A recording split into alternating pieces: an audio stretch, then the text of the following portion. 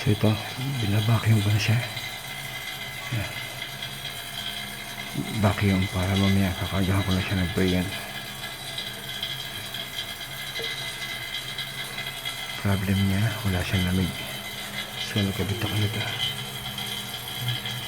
So hinilang ko yan para may kakabitan ng charging port. So malapit na matapos yung vacuum, di ba? May ang karga ng brayan.